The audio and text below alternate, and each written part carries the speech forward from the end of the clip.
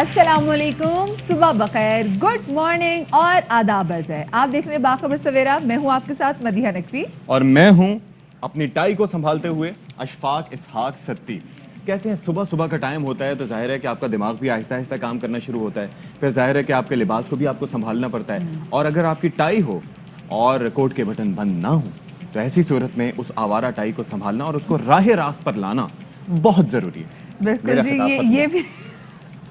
یہ بھی اینکرز کی ڈیوٹیز میں سے ایک ڈیوٹی ہے, ان کے فرائض میں سے ایک فرائض یہ بھی ہے. آج کا دن بہت زیادہ انٹرسٹنگ ہے کیونکہ آج ہونے جا رہا ہے جناب final P S L season 6 کا, اور یہ کھیلے جائے گا جناب پشاور زلمی اور ملتان سلطان میں. کون جیتے گا بتائیں؟ ملتان سلطانز. یہ وہ حضرت اللہ زرزئی کی وجہ سے آپ کہہ رہے ہیں؟ نہیں, میں بیسکلی رضوان کو سپورٹ کر رہا ہوں, اور رضوان کی ٹیم چونکہ ملتان سلطانز ہے اور مطلب ہی از بین اے فائن پلیئر, اور بابر اعظم کے بعد میں سمجھتا ہوں کہ اس میں بڑا پوٹینشیل ہے. تو جیتنا چاہیے جناب, جو بھی ٹیم اچھا کھیلے. اور آبویسلی اینڈ میں تو ہم نے یہی ڈائلاگ مارنا ہے کہ جو بھی جیتے جیت کرکٹ کی ہوگی. میں آپ کو بتاؤں اس آدمی نے بڑے ہو کے نا سیاستدان بننا ہے. کل اس نے کیا بولا تھا کہ جو ٹیم جیتے گی نا میں کہوں گا میں تو اسی ٹیم کو سپورٹ کر رہا تھا. یہی ہمارا عمومی رویہ ہے. کتنی جماعتیں ہیں جو کہ پہلے ان کے بیانات کچھ اور ہوتے ہیں اور اس کے بعد جناب الیکشن ہو جاتے ہیں تو پھر وہ حکومتی اتحاد میں شامل ہو جاتے ہیں ملک کے وسیع تر مفاد میں, عوام کے وسیع تر مفاد میں. تو ویسے ہی سے یاد آیا کہ کل مولانا فضل الرحمان صاحب جو ہے نا ان کی طبیعت خراب ہو گئی کل ایک دم سے, سو ان کے لیے بہت ساری دعائیں دی. اللہ پاک. ویکسین کا مسئلہ ہو گیا مدیحہ, میں بہت پریشان ہوں. وہی آپ کو پتہ ہے اب تو پہلے جو ہوتا ہے نا جیسے آپ نے سائنو فارم لگوائی ہے تو جو دوسری ڈوز ہے آپ کو 2 ویکس کے بعد لگوانی ہے. 4 ویکس کے بعد. اب وہ اس سے بھی زیادہ لیٹ لگوانی ہے. آپ تو لگوا چکے ہیں نا تو آپ کو اب یاد بھی نہیں رہے گا, یہ ہمارا مسئلہ ہے. ایسٹرازینیکا, سائنوویک, اب ان سب میں جو ہے نا وہ ٹائم بڑھا دیا گیا, 6 ویکس کر دیے گئے. مجھے اگر ویکسین لگی ہے فرض کریں اور اس کے بعد ٹائم دیا گیا 28 جون کا, تو اب میرا ٹائم بھی بڑھ جائے گا. یہ جو اب لگوا رہے ہیں ان کا time by the way Sino form 21 دن کے بعد لگوانی تھی. میرا سائنو ویک ہے نا, آپ کا سائنو ویک ہے. اب آپ کو پتہ ہے اب آپ کو سائنو ویک بھی لگوا لی تو آپ کو جو نیکسٹ ڈوز لگوانی ہے وہ 6 ہفتے کے بعد لگوانی ہے. چلیں فائزر ہی لگواتے ہیں ایک ساتھ. Top stories. ویکسین کی قلت یا وجہ کوئی اور. این سی او سی نے کورونا ویکسین کی دوسری خوراک کے لیے حکمت عملی تبدیل کر لی. دورانیہ 4 ہفتے سے بڑھا کر 6 ہفتے کر دیا. کندھوں پہ بستہ اور اسکول کا رستہ, کورونا نے بچوں کو سب بھلا دیا. اسکول کھل گئے لیکن اکثر بچے اب بھی اسکول نہ جانے کے بہانے ڈھونڈ رہے ہیں.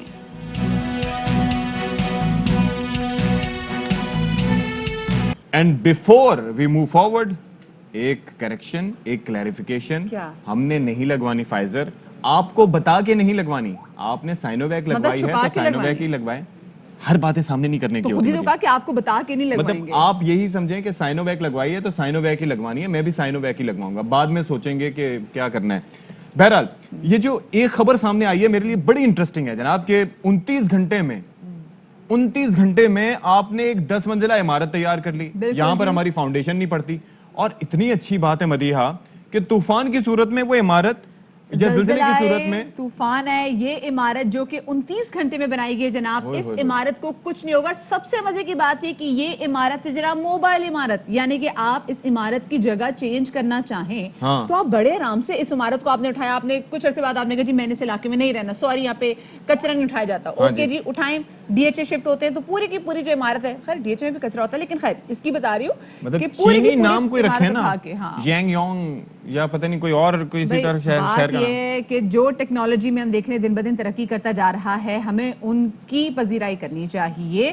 آپ یہ دیکھیں گھر نہیں بنتا ہے, پوری کی پوری بلڈنگ صرف اور صرف 29 گھنٹوں میں. ہاں جی, اور آپ کو یاد ہوگا کہ جب کووڈ-19 کی یہ افتاد آئی تھی جس کا سٹارٹ جو ہے وہ چائنا سے ہی ہوا تھا, تو اس دوران جو سب سے بڑا جو فیلڈ ہاسپٹل بنایا گیا تھا 10,000 بستر پر مشتمل, اس کی تیاری بھی ریکارڈ ٹائم میں ہوئی تھی اور بہت کم وقت میں اس کو آپریشنل کر لیا گیا تھا. اور اس عمارت کا ایک اور بھی چیز ہے, لیکن میرا ایک خدشہ ہے کہ کہیں جیسے طوفان آ رہا ہو اور زلزلہ آ رہا ہو تو ایسے میں عمارت از خود نوٹس لیتے ہوئے کہیں سرکتے سرکتے ادھر سے ادھر پڑوس میں بازو میں نہ پہنچ جائے, تاکہ لوگوں کی آنکھ کھلے تو پتہ چلے کہ وہ یہ آپ کی آوارہ ٹائی کی طرح آوارہ بلڈنگ نہیں ہے جناب. یہ جو بلڈنگ ہے نا یہ بہت سمجھدار بلڈنگ ہے. جب تک اس کو اجازت نہیں ملے گی, جب تک نہیں چاہیں گے تو یہ بلڈنگ جو ہے نا یہ ٹس سے مس نہیں ہوگی. اس لیے تو کہا جا رہا ہے کہ جب زلزلہ آئے گا یا کوئی بھی ایسے طوفان آئے گا تو یہ عمارت جہاں پر موجود ہے 10 منزلہ عمارت, یہ یہاں پر موجود رہے گی. वाह जी वाह, तो ये अच्छी बात है ना। बिल्कुल। चलिए जी, अब आगे बढ़ते हुए वाले से बात कर लेते हैं, क्योंकि हमने वैक्सीन की डोजेस के वाले से बात कर रहे थे। जो टाइम ड्यूरेशन था 2 डोजेस के दरमियान, उसको बढ़ा दिया गया है। वैक्सीन की पहली खुराक लेने वाली दूसरी खुराक के लिए कुछ और इंतजार करेंगे, क्योंकि वैक्सीन की जो दूसरी खुराक है इसका बढ़ गया है दौरानिया। और एनसीओसी के मुताबिक अब वैक्सीन की दूसरी खुराक का जो दौरानिया है वो तब्दील कर दिया गया है। हाँ जी। अच्छा, जाहिर है इस हवाले से हमारे जो हेल्थ एक्सपर्ट से भी बात हुई थी, पहले हुई थी, तो मधिया आपने भी ये बताया था कि जब आपने भी पूछा था तो उन्होंने ये कहा कि ये जो Minimum 4 time. हफ्ते का जो टाइम होता है ये इनिशियल टाइम होता है, यानी कि इसके बाद आप कभी भी लगवा सकते हैं, 4 हफ्ते बाद, 6 हफ्ते बाद। तो एक तो किल्लत का मसला भी है, क्योंकि वहाँ से जो तलब है वो ज़्यादा है, खपत कम है। फिर मुख्तलिफ जगहों पे हमने ये भी देखा कि जो वैक्सीनेशन सेंटर्स जो वॉक इन बना दिए गए हैं, तो उसके अंदर अंदाजा करना मुश्किल है, कहीं पर रश ज़्यादा है, कहीं पर रश कम है। तो बिल्कुल। कई ये चीज़ें हैं जिनको मद्देनजर रख अच्छा, पहले देखिए ना, जैसे साइनोफार्म, अगर मैं वैक्सीन के बारे में देख भी रही थी, तो जो साइनोफार्म है उनका तो दौरानिया 3 हफ्ते था, उसको कर दिया है 6 हफ्ते। और उसके बाद साइनोवैक जो दूसरी खुराक का जो वक्फा था ये 4 हफ्तों से बढ़ा के ये भी 6 हफ्ते कर दिया गया ओके जी। है। फाइजर की दूसरी खुराक को जो दौरानिया ये भी बढ़ा के सबको ही 6 हफ्ते कर दिया है। Exactly. मतलब उन्होंने अक्रॉस द बोर्ड ये कर दिया है। तो इसी पर हम बात कर लेते हैं जनाब। हमारे साथ मौजूद हैं पार्लिमानी सेक्रेटरी डॉक्टर नौशीन हामिद साहिबा। अस्सलाम वालेकुम डॉक्टर साहिबा। डॉक्टर साहिबा, बहुत शुक्रिया आपने हमारे लिए वक्त निकाला। बताइए जरा कि इसको हम क्या समझें, कि क्या जो तलब और रसद के फर्क की वजह से ऐसा किया गया है या कोई तिब्बी वजूहात भी हैं इसकी?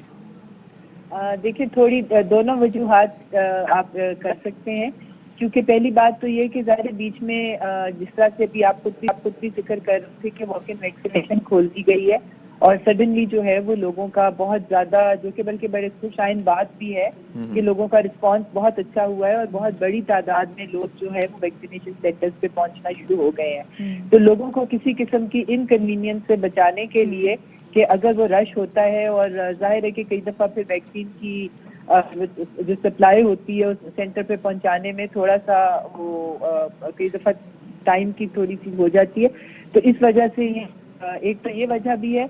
दूसरा ये कि देखिए, हमारे पास पहले इतना क्लिनिकल डाटा मौजूद नहीं था, क्योंकि पहली दफा ये वैक्सीन बनी है, पहली दफा ये वैक्सीन इस्तेमाल हो रही है। जी जी। तो अब जो हमारे पास लेटेस्ट क्लिनिकल डाटा आया है उसमें पहली बात तो ये कि इसको वैक्सीन को डिले करने से नुकसान कोई नहीं है अगर हम 3 हफ्ते के बजाय 6 हफ्ते करें, बल्कि कुछ इसके फवायद जो है डिले वो किया हमें जाएगा, मिले हैं। स्पेसिफिकली जैसे अगर हम साइनोवैक और साइनोफार्म की बात भी करें, जिसमें यहाँ में 3 हफ्ते का इंतजार करना था, वो डबल हो गया है, 6 हफ्ते हो गए। सो इससे वैक्सीन की इफेक्टिविटी पे कोई फर्क तो नहीं पड़ेगा?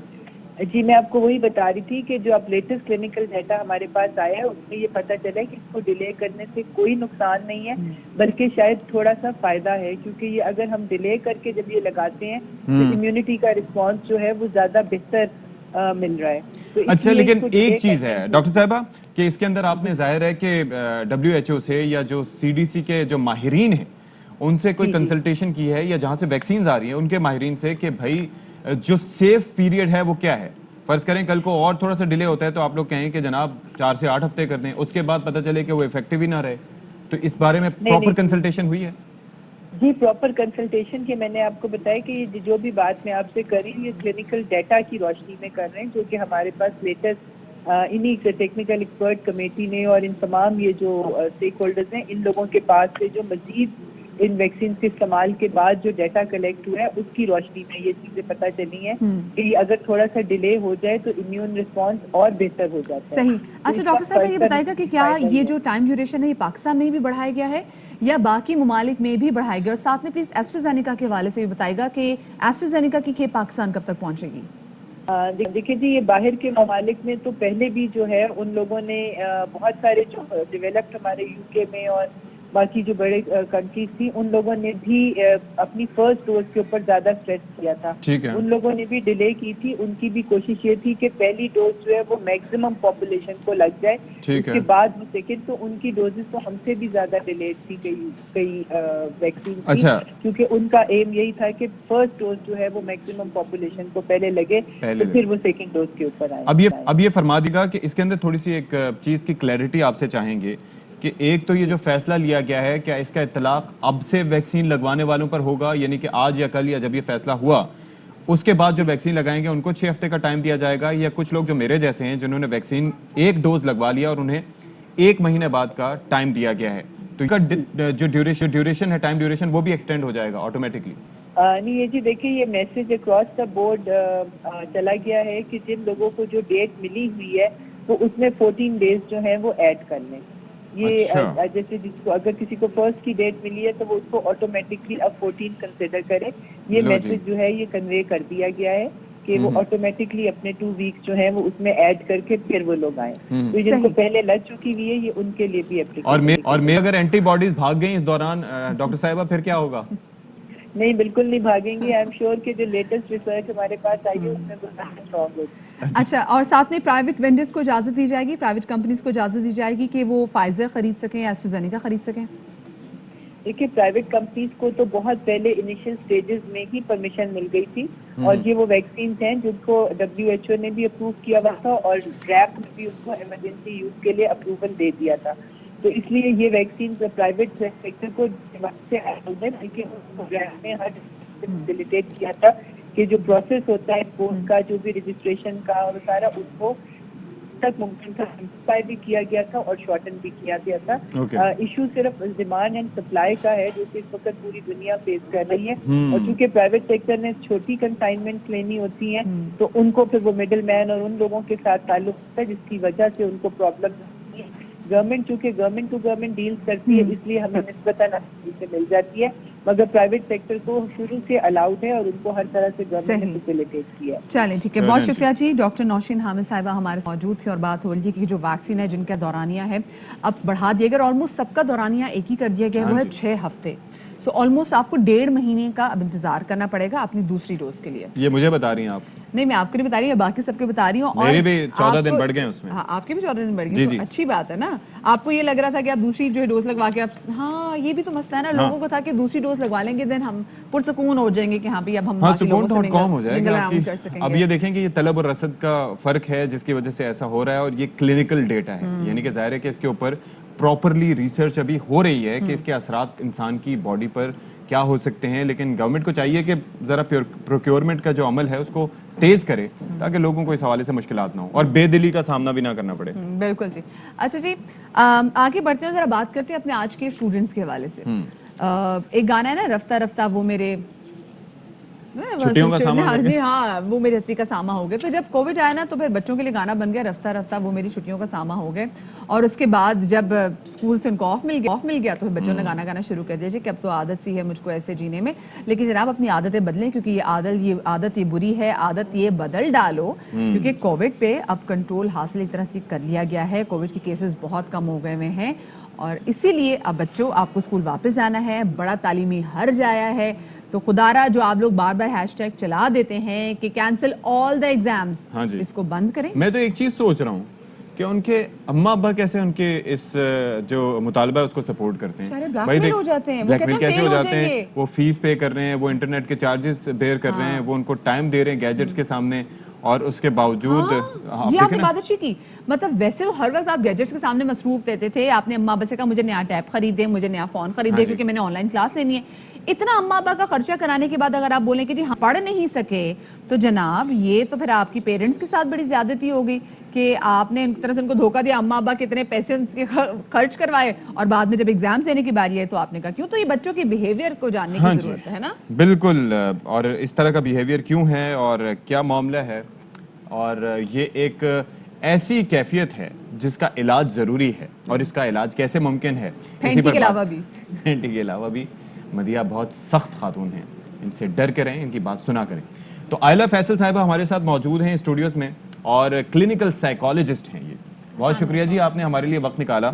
फरमाइएगा जी कि तवील छुट्टियां थीं, उसके बाद अब स्कूल खुल गए हैं. जो छोटे बच्चे हैं वो लेजीपन का शिकार हैं, उनसे उठा नहीं जाता. बड़े जो हैं वो डिसइंटरेस्टेड हैं, उनका इंटरेस्ट नहीं रहा पढ़ाई में.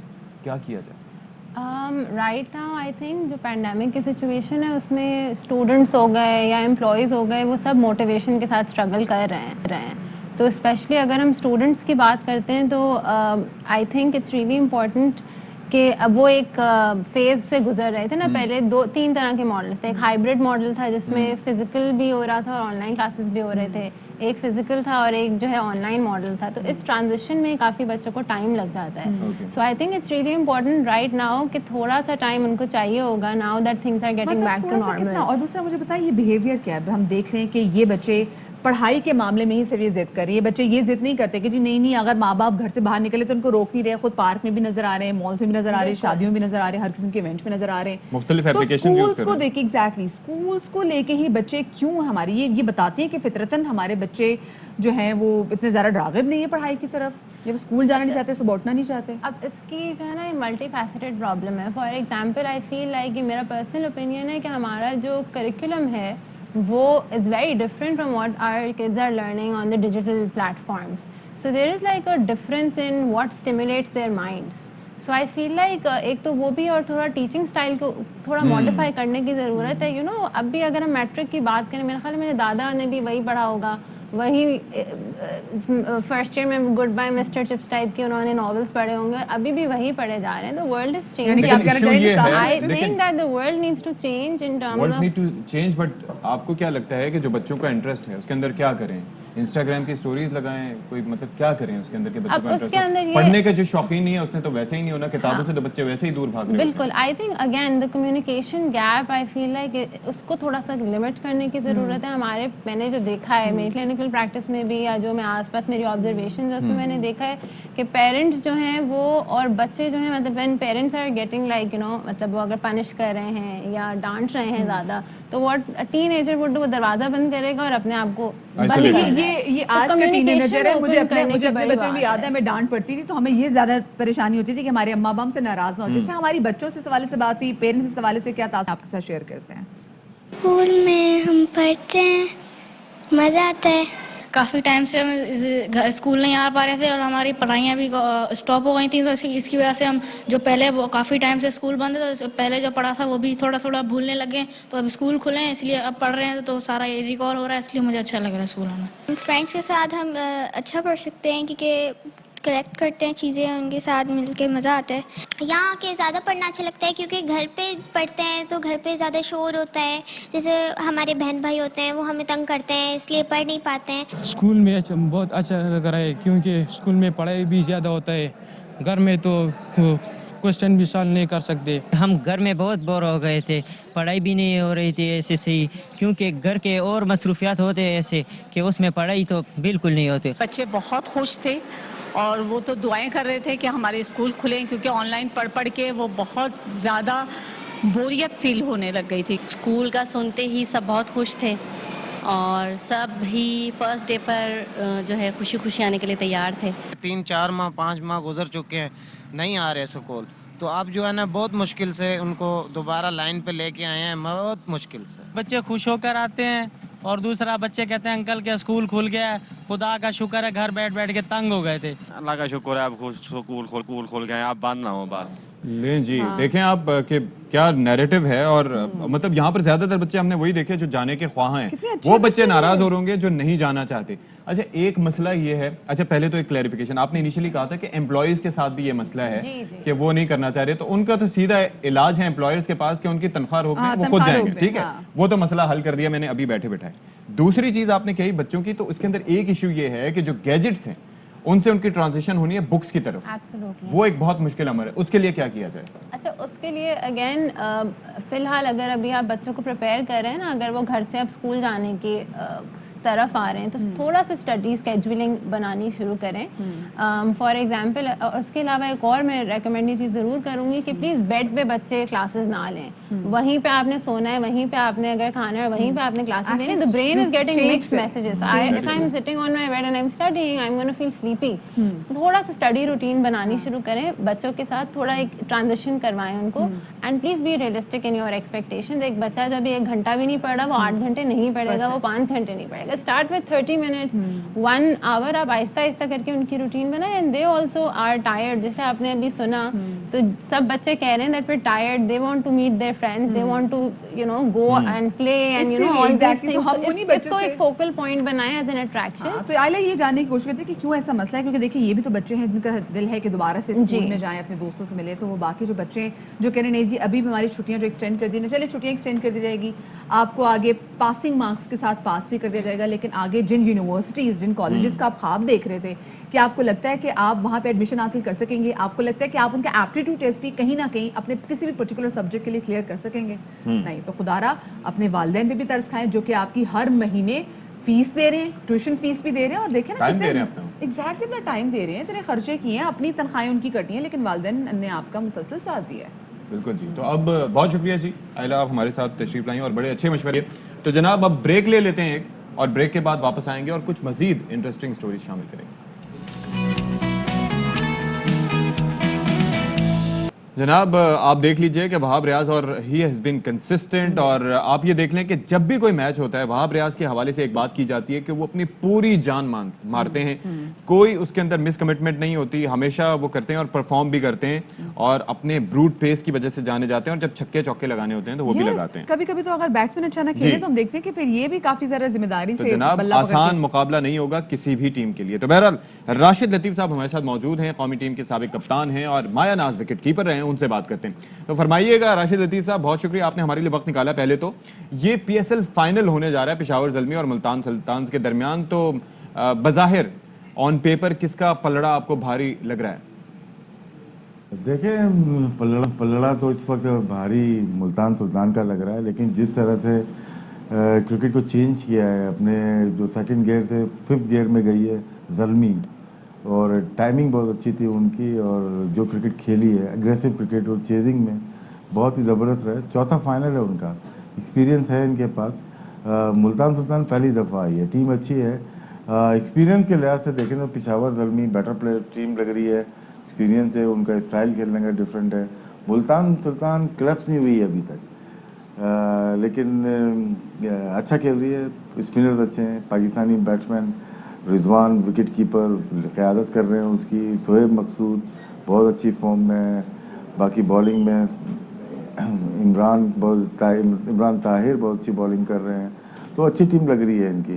یہ کہنا ہے کہ یہ ٹیم زیادہ بھاری ہے تو یہ میرے خیال سے قبل وقت ہوگا, تو ہمیں فائنل کا ویٹ کرنا چاہیے. اچھا راشد بھائی, پچھلے سال تو ہم نے یہ دیکھا تھا کہ ملتان سلطان جو تھی نا وہ کافی پہلے آؤٹ بھی ہو گئی تھی اور پرفارمنس ان کی اتنی اچھی نہیں تھی, لیکن اس بار ہم نے دیکھا کہ چاہے وہ میچز کے تعطل سے پہلے بھی اور بعد میں بھی بڑی کنسسٹنسی دکھائی ہے. ان کی اس پرفارمنس پہ کیا کہیں گے آپ؟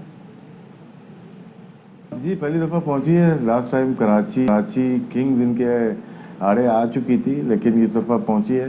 اچھا ہے, پی ایس ایل میں پہلے کراچی کنگ اور لاہور کا فائنل ہوا, اس دفعہ زلمی اور ملتان سلطان نیا فلیور آیا ہے کرکٹ میں, اور ہمیں امید ہے کہ اچھا اپنے کو ملے گا. اچھا, اگر پلیئرز کی ہم اسیسمنٹ کریں تو کچھ پلیئرز کے نام تو ہم بھی جانتے ہیں اور ہم ان کی پرفارمنس کے حوالے سے بھی جانتے ہیں, لیکن ظاہر ہے کہ آپ کرکٹ گرو ہیں, آپ زیادہ بہتر بتا سکتے ہیں کہ کون سے ایسے پلیئرز ہیں جو کہ بازی پلٹ سکتے ہیں. دیکھیں میرا فیوریٹ پلیئر ہے کامران اکمل, بہت زیادہ فیوریٹ پلیئر ہے. کل ویلز کھیلے, بہت اچھا کھیلے. زازائی بہت اچھا کھیل رہے ہیں. یہ چینج کیا کہ گیم کو پلٹ دیتے ہیں, چینج کرنے والے پلیئر نہیں, یہ گیم کو پلٹنے والے پلیئرز ہیں. اگر یہاں دیکھیں رضوان بہت اچھا کھیل رہے ہیں, یہاں پہ دھانی بہت اچھی بالنگ کر رہے ہیں, ساتھ میں عمران طاہر ہیں, شعیب مقصود ہیں, یہ پلیئر پرفارم کرتے ہوئے. چلیں بہت شکریہ جی, راشد لطیف صاحب ہمارے ساتھ موجود ہیں. تو اب آج کا ٹائم بتائے گا کہ آج کون سی ٹیم جیتے گی, لیکن دونوں ٹیمیں بہت محنتی ہیں. پشاور زلمی نے بھی بہت کام کیا ہے, بڑے کنسسٹنٹلی پلے کیا ہے, ملتان سلطان نے بھی. سو میرے خیال سے جو بھی ٹیم جیتے گی ہمیں خوشی برابر ہی ہوگی. بالکل خوشی برابر کی ہوگی. کراچی کنگز کے نکلنے کے بعد اس ٹورنامنٹ سے اب یہ ہے کہ جو بھی ٹیم اچھا پرفارم کر رہی ہے, اور آبویسلی جس طرح سے راشد بھائی مینشن کر رہے تھے کہ کامران اکمل بہت کنسسٹنٹ بلے بازی وہ کر رہے ہیں, اور ظاہر ہے کہ ٹیم کا حصہ بھی ان کو ہونا چاہیے, لیکن بہرحال جو اس وقت سچویشن ہے, بلے باز بہت اچھے ہیں اور بہت اچھا کھیل رہے ہیں. اس کے ساتھ ساتھ رضوان کی بات کی, وہ بھی بڑا اچھا کھیل رہے ہیں. زازائی وہ کنسسٹنٹلی اپنی ٹیم کو جتا رہے ہیں. تو اب یہ ہے کہ بڑا ایک اچھا مقابلہ ہونے جا رہا ہے. بالکل جی. تو آج دیکھیں گے کہ کون سی ٹیم جو ہے نا وہ میدان مارے گی اور کس ٹیم کا جو گروو ہے نا وہ پوری دنیا دیکھے گی. اب آگے بڑھتے ہیں جناب اور آپ کو بڑی انٹرسٹنگ خبر بتاتے ہیں. دنیا کے سب سے بڑے کارگو ہوائی جہاز نے ایک بار پھر کراچی ایئرپورٹ پر لینڈنگ کر دی ہے. 6 انجن والا طیارہ جو ہے یہ 20 اپریل کو پہلی مرتبہ جناح انٹرنیشنل ایئرپورٹ پر اترا تھا. یہ 2018 کی ہم بات کر رہے ہیں اور فلائٹ ADB 3859 جو ہے وہ 11:27 پہ جو ہے. اور آپ یہ دیکھیں this is a huge aircraft. Turbofan اس کے انجنز ہیں 6, 3 ایک سائڈ پر 3 دوسری سائڈ پر. اینتونوو اس کا نام ہے اور جناب یہ سب سے بڑا اور بھاری ایئر کرافٹ ہے. ہمارے پاس ایئر کرافٹ ہے امریکن ساختہ ہرکولیس, وہ بھی اچھا خاصا بڑا ہے, C-130 جسے کہا جاتا ہے. اور اس کے بعد جناب یہ رشین ایئر کرافٹ ہے اور کیا ایک اڑتا ہوا یہ ایک بڑا دیو ہیکل جہاز, ایک پرندہ, ایک ڈریگن جسے کہتے ہیں وہ لگتا ہے. اور 6 انجنز ہیں اس کے اور اس کا کارگو ویٹ لے جانے کی کیپیسٹی بھی بہت زیادہ ہے. اور یہ دیکھ سکتے ہیں یہ وہ مناظر ہیں جب یہ جہاز جو ہے وہ اپنی پوری شان و شوقت کے ساتھ لینڈ کر رہا ہے کراچی کے ہوائی اڈے پر. اینٹونوو اچھا پیسنجر جو ایئر کرافٹ سب سے بڑا ہے وہ ہے اس وقت ایئر بس 380, لیکن وہ کراچی کے ایئرپورٹ پر اس وقت لینڈنگ کی کیپیسٹی اس کی نہیں ہے کیونکہ اس کے لیے ٹرمینل بھی بنتے ہیں. اس کا جو لینڈنگ ڈسٹینس ہے اور اس کے بعد رکنے کا ڈسٹینس ہے وہ خاصا زیادہ ہوتا ہے. تو وہ جناب سپر جمبو تو یہاں پر لینڈ نہیں کر رہا, لیکن بہرحال یہ ہے. چلے جی یہاں پر ایک چھوٹی سی بریک لیتے ہیں, ہمارے ساتھ رہیے گا.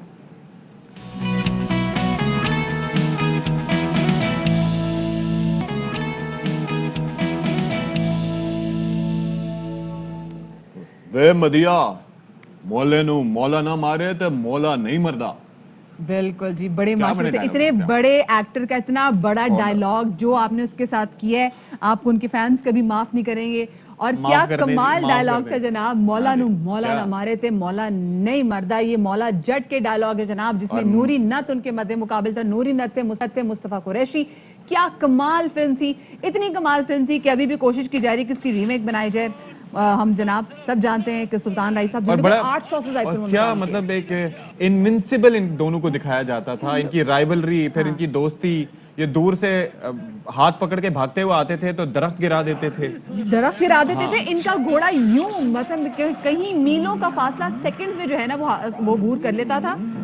چلے جی کچھ دیر از اے ریزن ہم ان کو کیوں یاد کریں. آج سلطان رائی صاحب اگر اپنے مداحوں میں زندہ ہوتے تو آج اپنی 82ویں سالگرہ منا رہے ہوتے, لیکن ہم ان کو آج یاد کریں اور ان کو ٹریبیوٹ پیش کریں. کچھ ان کے انٹرویوز بھی ہم نے دیکھے جو ہم آج کے ساتھ شیئر بھی کر رہے ہیں. آپ کی اتنی زیادہ فلمیں اور ہر جو فلم تھی وہ ہٹ پہ ہٹ تھی. اگر ہم ان کا سٹائل دیکھ لیں تو وہ جو گاؤں دیہات کے اسپیسیفکلی جو لوگ ہوتے تھے, جو لوگ ان سے محبت کرتے تھے, وہ اسپیسیفکلی جو ان کی وگ ہوتی تھی ویسا ہیئر سٹائل بھی بناتے تھے, گانے پسند کرتے تھے. اس وقت کی تمام تو ٹاپ ہیروئنز ان کے مد مقابل ہوتی تھی. جناب 703 فلموں میں آپ نے جو پنجابی زبان کی تھی ان میں آپ نے کام کیا. 100 سے زائد اردو فلموں میں ان کو کام کرنے کا موقع ملا. 160 ایوارڈ انہوں نے جیتے, 3 بار نگار ایوارڈ بھی انہوں نے حاصل کیے. اور grains book of world record میں بھی ان کا نام ہے. انہوں نے نا ایک بڑی ڈفرینٹ قسم کی امیج دی ہیرو کی, اور وہ یہ تھی کہ ہیرو نیور ڈائز. اور ہیرو ایک ایسا ہے جو ہر ایک کی مدد کو بھی آگے آئے گا, ہم نے دیکھا. لیکن مجھے لگتا ہے آپ کو ان کی سب سے اچھی جو جوڑی کن کے ساتھ لگتی تھی جناب؟ obviously خواتین میں یا مردوں میں؟ خواتین میں. جناب میں نے ان کی بہت سی موویز دیکھی ہیں اور ظاہر ہے کہ آپ دیکھ سکتے ہیں کہ کتنا شاندار ان کا کپل تھا اور کیا شاندار ان کی پرفارمنس تھی. اور مولا جٹ صاحب جناب جس بھی ہیروئن کے ساتھ ہوتے تھے 40 سال کے کریئر میں, جسٹ امیجن کہ کون سی ایسی ہیروئن ہوگی جن کے ساتھ انہوں نے کام نہیں کیا ہوگا, اور ظاہر ہے کہ کام بھی کیا اور پھر اپنا نام بھی بنایا اور اپنے فن کا لوہا بھی منوایا. جناب ہر ہیروئن کے ساتھ ہم نے دیکھا جی کہ ایون انجمن صاحبہ کی آپ بات کر رہے تھے, لیکن مجھے لگتا ہے سائمہ جی کے ان کے ساتھ ان کی جو جوڑی تھی وہ بڑی پیاری لگتی ہے. بابرہ شریف گو کے ان کے ساتھ بھی ان کی جوڑی بڑی اچھی لگی ہے. مطلب 40 سال کے میں وہی بات کر رہا ہوں, حالانکہ جو ان کے later stages of the career ہے اس میں سائمہ کے ساتھ انہیں کام کرنے کا موقع ملا. ایک اور چیز جو ایک اسٹیریوٹائپ کیا جاتا ہے نا کہ جی ہیرو وہی ہو سکتا ہے, کیونکہ اس سے پہلے ہم جتنے بھی ہیروز دیکھے تھے ہم نے دیکھے تھے جی چاکلیٹی ہیرو ہمارے ساتھ وحید مراد صاحب تھے, محمد علی صاحب کیا خوبصورت ہیرو ہم ان کو کہتے ہیں, ان کی پرسنالٹی تھی کمال تھی. لیکن انہوں نے بتایا کہ نہیں, جو ایٹیٹیوڈ ہے نا وہ آپ کو ہیرو بناتی ہے. چلے جی آگے بڑھتے ہیں اور ایک اور اہم خبر کے حوالے سے بات کریں گے. جی بالکل, اور اہم ترین معاملات ہیں جن کے اوپر ہم نے بات کرنی ہے. اور ظاہر ہے کہ جس طرح سے ہم سلطان راہی صاحب کے حوالے سے بات کر رہے تھے تو بلا شبہ آج اگر زندہ ہوتے تو ان کی 82ویں سالگرہ ہوتی, جس طرح سے مدیحہ بیان کر رہی تھیں. اور ظاہر ہے کہ وہ ایکٹر تھے, پروڈیوسر تھے, اسکرین رائٹر تھے, اور ان کی جس طرح سے جو ان کی کاوشیں رہی वो जाहिर है कि रहती दुनिया तक याद रहेंगी। चलिए अब ज़रा हम आगे बढ़ते हैं, ज़रा खिते की सूरत हाल के हवाले से बात करें। अफ़गानिस्तान जहाँ से अभी अमेरिकन जो अफवाज हैं वो अपने इवैक्यूएशन के प्रोसेस में हैं, वहाँ पर हम देख रहे हैं कि जनाब तालिबान के हमलों में आ गई तेज़ी और तालिबान ने अफ़गानिस्तान और ताजिकिस्तान के दरमियान जो है सरहद पे भी कब्जा कर लिया। और अफगान रुकन सूबाई काउंसिल के मुताबिक अफगान तालिबान ने कंदूज के इलाके शेर खान पर कब्जा कर लिया है, जिसमें ताजिकिस्तान की सरहद पर वाक़ बंदरगाह, कस्बे और चेक पोस्ट शामिल हैं। अफगान तालिबान के तर्जुमान ज़बीउल्लाह मुजाहिद ने दावा किया है कि शेर खान पर मुकम्मल कंट्रोल हासिल कर लिया है। बिल्कुल जी, और अक़वाम मुत्तहिदा की खुसूसी सफ़ीर ने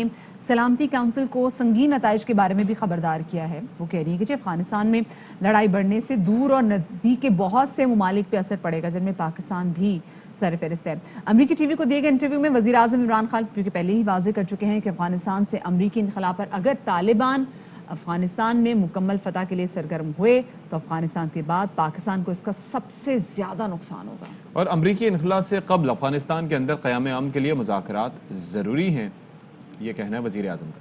और अफगानिस्तान की इस ताज़ा तरीन सूरत हाल पर तजिया ले लेते हैं। हमारे साथ मौजूद हैं तजियाकार अमजद शुएब साहब, उनको शामिल गुफ्तगू करेंगे। बहुत शुक्रिया अमजद साहब आपका, आपने बाखबर सवेरा को वक्त दिया। अभी जैसे कि आपने वज़ीर आज़म इमरान खान की स्टेटमेंट भी सुनी कि पाकिस्तान को बड़ा नुकसान होगा अगर बगैर किसी सेटलमेंट के अमेरिका अपनी फ़ौज को अफगानिस्तान से निकालता है। और स्पेसिफिकली हम ये भी देख रहे हैं कि अफगानिस्तान की जो अक़वाम मुत्तहिदा की खुसूसी सफ़ीर हैं उनके मुताबिक भी अगर ये लड़ाई बढ़ती है तो जो दीगर ममालिक हैं वो भी उससे काफ़ी ज़्यादा मुतासिर होंगे। किस हद तक ये खदशा जो है वो दुरुस्त है? किसी हद तक ये खदशा दुरुस्त है। असल चीज़ ये है कि हमने हमेशा कहा कि हम चाहते हैं कि अफगानिस्तान में अमन हो और एक ऐसी हुकूमत हो जिसका कि पूरे अफगानिस्तान के ऊपर उसकी रिट हो, उसका कंट्रोल हो। अब अगर वहाँ पे लड़ाई है, वहाँ पे इंस्टेबिलिटी है, किसी का राज नहीं है, किसी का कंट्रोल नहीं है, तो फिर हमारे लिए भी मसला है, क्योंकि वहां से दहशतगर्दी भी होती रहेगी और जंग में जो लोग मारे जाएंगे वो या उनके रिश्तेदार वो रिफ्यूजी होना शुरू हो जाएंगे, इधर आना शुरू कर देंगे। तो आपके लिए ये संभालना जो है वो खासा एक मसला बन जाएगा। एक तरफ दहशतगर्दी बढ़ जाए, दूसरी तरफ रिफ्यूजी आ जाए, पहले 30 लाख यहाँ पड़ेगा जो वापस जाने का नाम नहीं। पाकिस्तान को भी इस सिचुएशन का इदराक है और वज़ीर ने इस खदशे का इजहार भी किया है कि अगर तालिबान मुकम्मल फतह के लिए अफगानिस्तान में सरगर्म होते हैं तो ऐसे में पाकिस्तान को भी ज्यादा नुकसान पहुंच सकता है। आप मुत्तफिक हैं इससे? जी, इसमें सच्चाई है और वजह ये है कि कोई भी, वो तालिबान हो या कोई भी और गड़ा हो, अगर वो ताकत के जरिए अफगान हुकूमत पे काबिज होंगे तो फिर नीचे कोई ना कोई और ग्रुप जो है वो उससे मुतमईन नहीं होंगे, जिसकी वजह से वहां लड़ाई जारी रहेगी। आज अगर तालिबान कब्जा कर लें काबुल पे और हुकूमत अपनी कायम करें तो अशरफ गनी के लोग भी उनके खिलाफ लड़ेंगे, हामिद करजई के लोग भी उनके खिलाफ लड़ रहे होंगे, नॉर्दर्न अलायंस अब्दुल्ला के लोग भी लड़ रहे होंगे। नतीजा ये कि अफगानिस्तान में अमन नहीं आ सकेगा। तभी हम ये कहते रहे कि ये आपस में बैठ के मुज़ाकरात करें और एक हल ढूंढें सारे मिल के, जिसपे इनका इत्तफाक राय हो। इत्तफाक राय होगा तो फिर ये एक दूसरे की टांग नहीं खींचेंगे, तो अफगानिस्तान में अमन आएगा। एक ऐसी हुकूमत बन जाएगी जिसमें सारे सबकी स्टेक्स होंगी। तो मुश्किल ये है कि वो उधर अमन प्रोसेस चल नहीं रहा और ताकत के जरिए कब्जा करने की कोशिश हो रही है। अगर वो हुआ तो लाजमन बदअमनी रहेगी अफगानिस्तान में और उसका पाकिस्तान को सबसे ज्यादा नुकसान होगा। अच्छा, यहाँ पर तशवीशनाक ये अमजद साहब के कतरी सफ़ीर के खुसूसी नुमाइंदे के मुताबिक भारत भी अफगान तालिबान से कनेक्शन में है, राब्ते में है। इसकी क्या वजूहात आप देख रहे हैं? भारत के क्या अज़ाइम हो सकते हैं इसके पीछे? देखिए, एक चीज वादे है कि अब भारत के ऊपर पूरी तरह ये चीज आश्कारा हो गई, ये वादे हो गया कि आगे जो भी हुकूमत आए वो बेशक 100% तालिबान की ना हो, फिर भी तालिबान जो है वो काफी इम्पोर्टेंट रोल अदा कर रहे होंगे। मिसाल के तौर पर सारे मिल के अगर हुकूमत बना भी लेती हैं सारे मुख्तलिफ बड़े, तो तब भी तालिबान का उसमें बहुत बड़ा हिस्सा होगा। अब भारत ये चाहता है कि ये ना हो कि कल अफगानिस्तान में ऐसी हुकूमत है जो मुकम्मल तौर पे भारत को नफरत से देखे और भारत जो वहां पे गुल खिलाता है पाकिस्तान के खिलाफ वो उसके लिए मुश्किल हो जाए। लिहाजा इन्होंने अब आके जरूरत महसूस की, वरना इतने साल से ये तालिबान के खिलाफ लड़ते रहे, नॉर्दर्न अलायंस को मदद देते हैं ताकि तालिबान के खिलाफ लड़ा जाए। अब तालिबान को ये दहशतगर्द नहीं कहते, पहले दहशतगर्द कहते थे, अब बातचीत करना चाहते हैं। तो मेरा ख्याल है तालिबान इतने सादा नहीं है, वो भी बात समझते हैं, वो ठीक है, भारत से बातचीत करेंगे, ان کو یہ نہیں کہ ٹوٹلی کو درکار دیں. جی جناب بہت شکریہ آپ کا امجد شعیب صاحب, اور بڑی کیٹیگوریکلی انہوں نے بات کی, اور ظاہر ہے کہ افغانستان کا خدشہ موجود ہے. اگر وہاں پر قیام امن نہیں ہوگا تو خطے میں قیام امن نہیں ہوگا, اور پاکستان نے بہت قربانیاں دی ہیں. پاکستان نے $140 ارب سے زائد کی قربانی دی ہے, اس کے انفراسٹرکچر کو نقصان ہوا, 70,000 سے زائد ہماری قیمتی جانیں گئی ہیں. اور اس کے باوجود اگر یہ امریکن فورسز یہاں سے ان کا انخلا ہو جاتا ہے, اور خطے میں جو افغان فورسز ہیں ان کی قابلیت یا کیپیسٹی اتنی نہیں ہے کہ وہ طالبان کے خطرے سے نمٹ سکے یا شورشوں سے نمٹ سکیں, تو پھر اس کا نقصان obviously پاکستان کو ہوگا.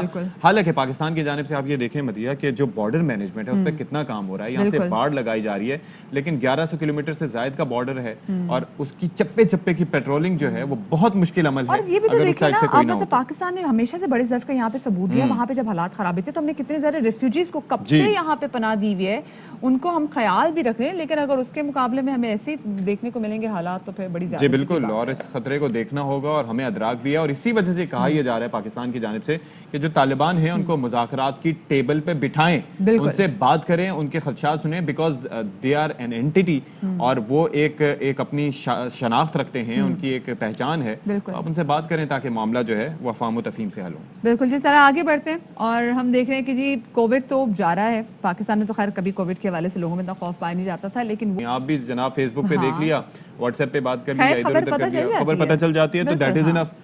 تو وہی بات انہوں نے سمجھی, لیکن فزیکل انٹریکشن اس کی بڑی اہمیت تھی.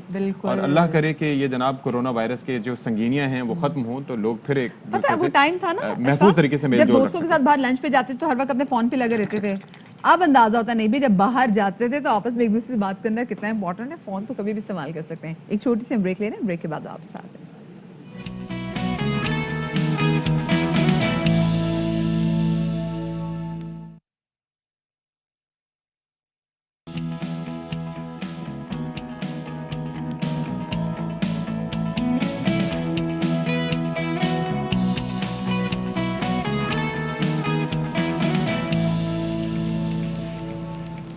جی جناب ایک بار پھر سے آپ کا خیر مقدم ہے. پروگرام ہے باخبر سویرا, اور گزشتہ روز ایک اندوہناک واقعہ پیش آیا. انیشلی یہ کہا جا رہا تھا کہ لاہور میں جو دھماکہ ہوا ہے وہ گیس پائپ لائن کی وجہ سے ہوا ہے, گیس سلنڈر کی وجہ سے ہوا ہے, لیکن بعد ازاں یہ پتہ چلا کہ جناب یہ ایک بم نصب کیا گیا تھا.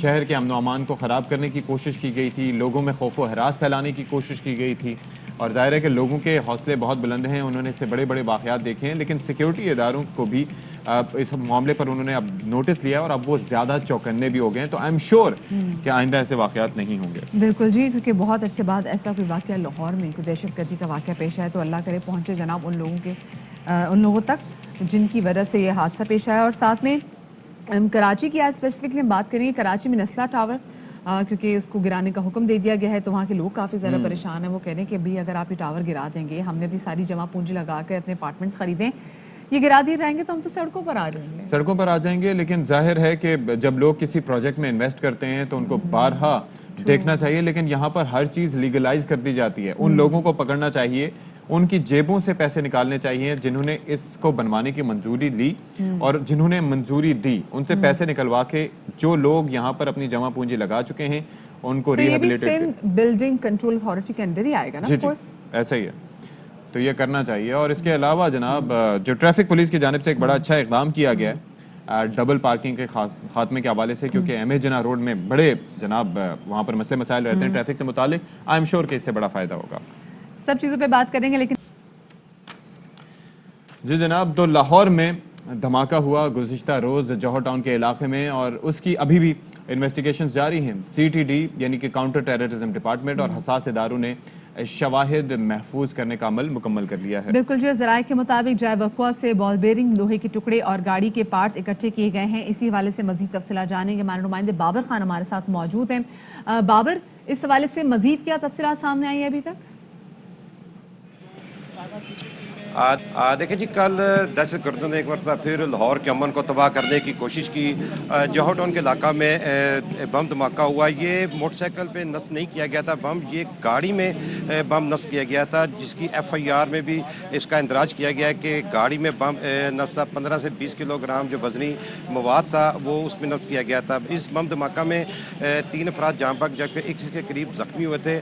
اب تک کی تفتیش جو ہے یہ کہ جیو فینسنگ دی گئی ہے. اس کے علاوہ جے بکواس سے بال بیرنگ پارٹس, لوہے کے ٹکڑے, گاڑی کے ٹکڑے وہ بھی قبضے میں لے لیے اور اس کی روشنی میں مختلف مقامات پر چھاپے میں مارے جا رہے ہیں. اس وقت اس علاقے میں خوف کی فضا ہے. لوگ جو ہیں جن کے گھر تباہ ہو گئے تھے وہ اپنا گھر چھوڑ کر یہاں سے جا چکے ہیں. IG پنجاب کا لائے تھے, ان کا یہ کہنا تھا کہ ہائی ویلیو ٹارگٹ تھا دہشت گردوں کا, لیکن جو پولیس کی گاڑی جو ہے وہاں پر کھڑی تھی جس کی وجہ سے خوفزدہ ہو گئے اور وہاں پر ہی وہ گاڑی چھوڑ کر چلے گئے. عجیب منطق ان کا کل بیان جو دے رہے تھے. اچھا بابر, تھی لاہور پولیس یہ جو کلیریفیکیشن آئی ہے ابھی دھماکہ خیز مواد کے حوالے سے, تو اس کی مقدار بھی بتا دیں, اور یہ نصب کیا موٹر سائیکل میں تھا یا کار میں تھا؟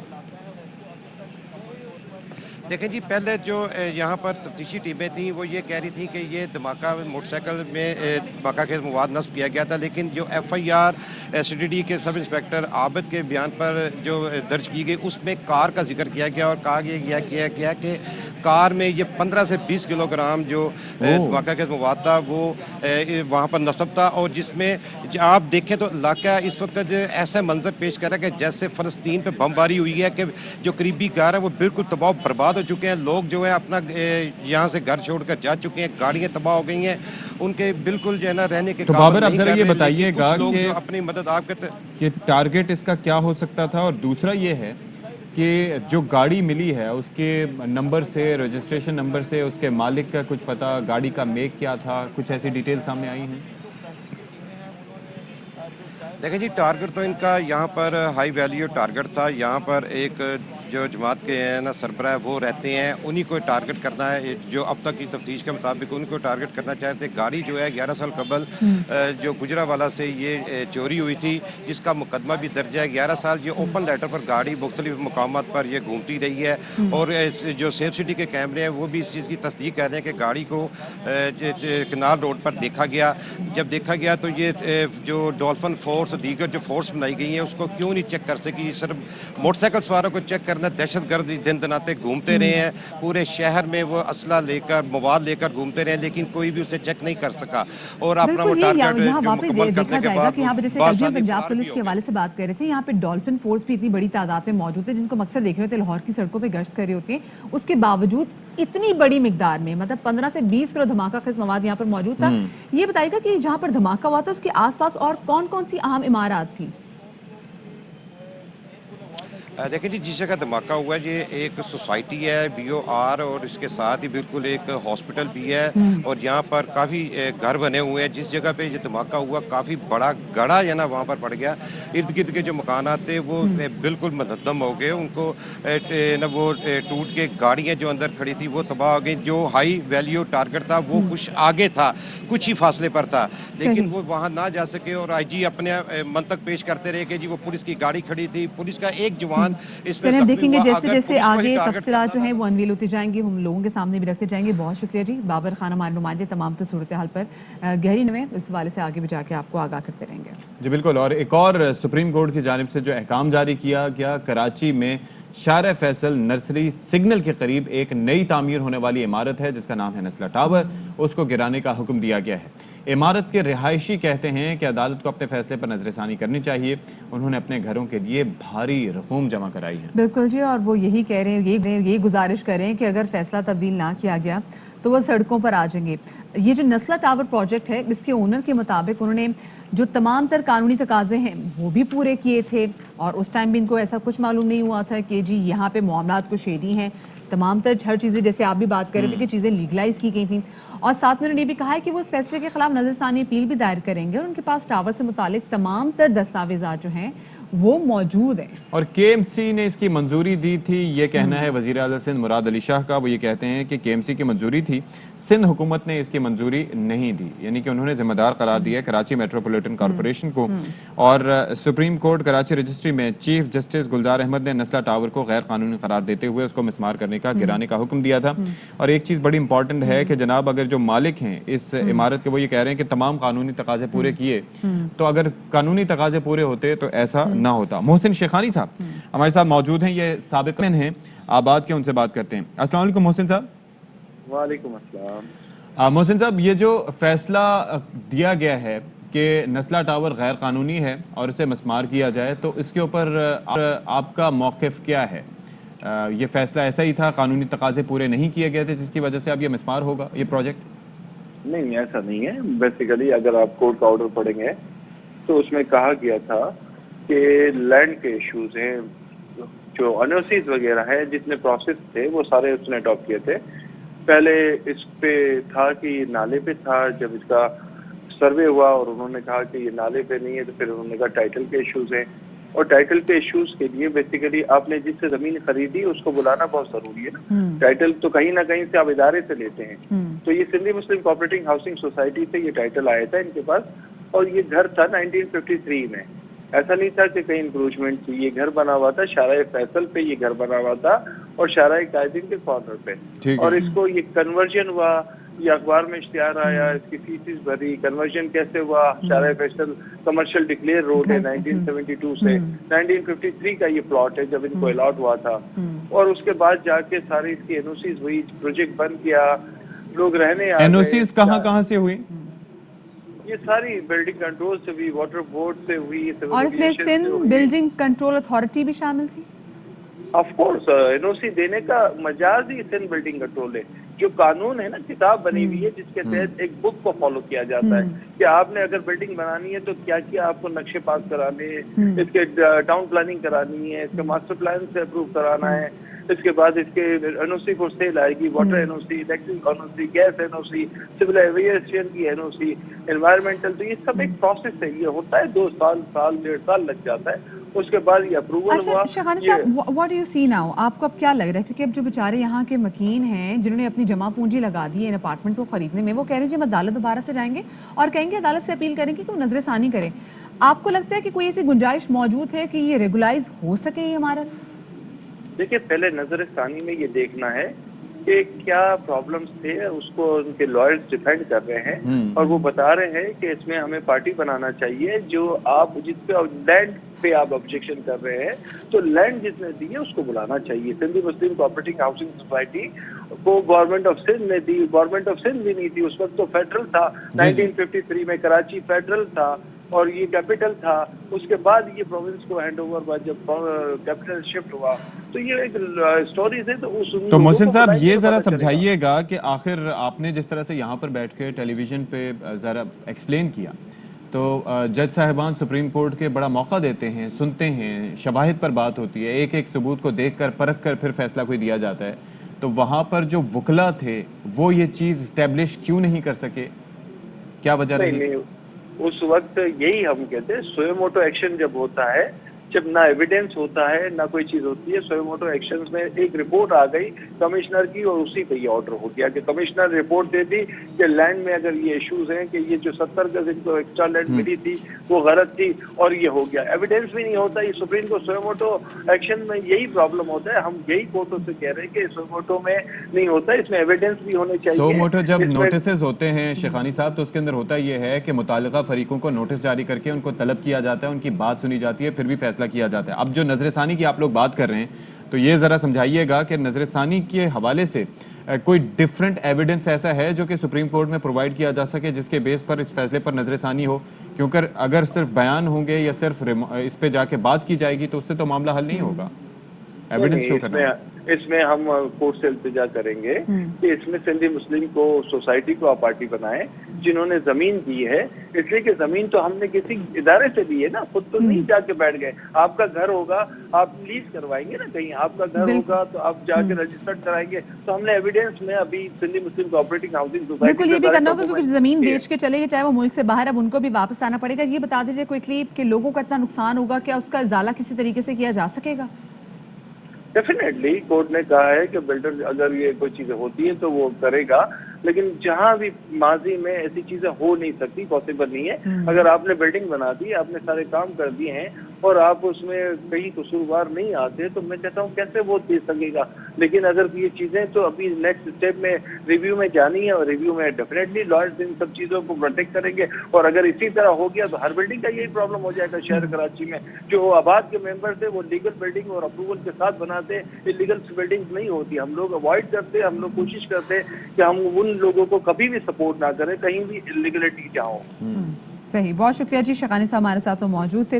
اور اب دیکھتے ہیں جناب کہ آگے، کیونکہ ابھی لوگوں نے تہیہ بھی کر لیا ہے کہ جا کے اپیل بھی کریں گے، تو کیا بالکل ایسا ہی ہے. کتنا وقت دیا جاتا ہے؟ ظاہر ہے کہ نظر ثانی کے لیے ریویو جب اسی کورٹ میں پٹیشن دائر کی جاتی ہے تو اس کے اندر جناب یہ دیکھنا چاہیے کہ کوئی نیا ایویڈنس آپ کے پاس ہے، اور اگر نیا کوئی آپ کے پاس ایویڈنس ہے تو پھر اس کے اوپر کیا ہوتا ہے. جو لوگ وہاں پر اپنی انویسٹمنٹس کر چکے ہیں آبویسلی انہیں کمپنسیٹ کرنا چاہیے، لیکن پیسے نکلوانے چاہیے ان لوگوں سے یہ، اور اسپیشلی جنہوں نے این سی مطلب جینوسیز جنہوں نے جاری کیے ہیں. اسپیسیفکلی اگر ہم کے ایم سی کی بات کریں تو سیل بلڈنگ اتھارٹی بھی اس میں آ جاتی ہے، جیسے بھی مراد علی شاہ صاحب بھی کہہ رہے تھے، نہیں بھی تو کے ایم سی نے کیا تھا.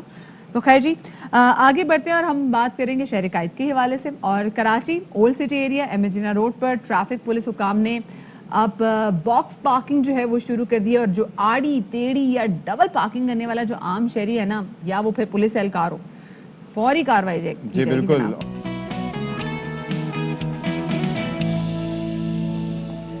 Welcome back after the break. آج ہم ایک ایسے اسکن ڈیزیز کے حوالے سے بات کریں گے جس کو ہم دیکھ رہے ہیں کہ وہ بہت تیزی سے کامن ہوتی چلی جا رہی ہے، بٹ لوگوں کو ایگزیکٹلی یہ آئیڈیا ہی نہیں ہے کہ یہ ایک ڈیزیز ہے. لوگوں کو یوزلی لگتا ہے کہ شاید ایک پرزے میں آپ کی ہو سکتا ہے آپ کے اسکن میں ایک پیچز آ گئے جو بہت ہی زیادہ ڈرائی ہو گیا ہو. پرزا صحیح تھا. ہاں پرزا ویسے ورڈ صحیح تھا نا. سو خیر ہم دیکھتے ہیں کہ اس نٹ میں مجھے یہ نٹ ہے، یہ بولٹ ہے، اس میں مجھے مسئلہ ہو رہا ہے جناب، یہ میری چین میں مسئلہ ہو رہا ہے. تو خیر یہ بات ہے کہ اسکن کے دیکھیں سورائسس اینڈ ایگزیما، ہم نے دیکھا ہے کہ دو یہ ایسی چیزیں اسپیسیفکلی اگر بچوں کو ایگزیما ہو جائے تو بچے بیچارے بہت تکلیف میں رہتے ہیں، کھجا کھجا کے پاگل ہو جاتے ہیں. کنڈیشن ہے، اور خاص طور پر جب گرمی ہو. Just imagine. بالکل اشفاق کیسے لگتا ہے آپ کی اسکن اتری ہو. پھر سورائسس بھی ایسی ہے، ہم دیکھتے ہیں کہ سورائسس میں اسکن کا ایک جو بڑا پیچ ہے اس میں ایسا لگتا ہے کوئی فنگس سی لگی، وہ بڑھتی چلی جاتی ہے، سر سے شروع ہوگی پھر ٹانگ تک پہنچ جائے گی، اور لوگوں کو سمجھ میں نہیں آتا کہ بھائی سے چھٹکارا کیسے حاصل کریں. بالکل. اور اسی حوالے سے جناب اب بات کر لیتے ہیں. ہمارے ساتھ اسٹوڈیوز میں موجود ہیں ماہر امراض جلد ڈاکٹر کاشف صاحب ہمارے ساتھ یہاں پہ. کیسے ہیں ڈاکٹر صاحب؟ خیریت سے ہیں آپ؟ ٹھیک ٹھاک ہیں. اچھا یہ فرمائیے گا کہ یہ basically it's a disease, it's not a disorder. Indeed, no, it's not a disorder, it's a disease. اور آپ نے بہت اچھی بات کہی ہے، جیسے مدیہ کہی تھی کہ بہت لوگ سورائسس اور ایگزیما اور فنگل انفیکشن ان سب کو ایک سمجھتے ہیں. یہ تین الگ الگ ڈیزیزز ہیں جن کا آپس میں کوئی تعلق نہیں ہے. ٹھیک ہے، ہم آج بات کریں گے ایگزیما کی جو کہ ہے چنبل. ٹھیک ہے، یہ بہت کامن ہے، بہت پرابلم ہے. میں اس کا تھوڑا سا آپ کو بتا دوں. اس کے ریزن سب سے پہلے اسٹریس ہے. ٹھیک ہے، اسٹریس کی وجہ سے، انفیکشنز کی وجہ سے. فوڈ الرجیز بہت کامن ہے. کچھ لوگوں کو فوڈ کی وجہ سے، جیسا آج کل آم آ رہا ہے، پینٹس ہیں، فش ہے، ان سب کی وجہ سے بھی ہو سکتا ہے. سویٹنگ کی وجہ سے بھی ایگزیما ہو سکتا ہے. اچھا جیولری کی وجہ سے آپ کو کانٹیکٹ ڈرمیٹائٹس جو کہ نکل ہوتا ہے اس کے اندر، وہ ہے. رسٹ واچز جو کہ اکثر اسٹیل کی ہوتی ہیں، پرفیوم سے بھی ہوتا ہے. ساتھ ساتھ ہیئر ڈائی جس میں پیرافینائل ایرمائن ہوتا ہے، اس کے اندر بھی آپ کو ہو سکتا ہے.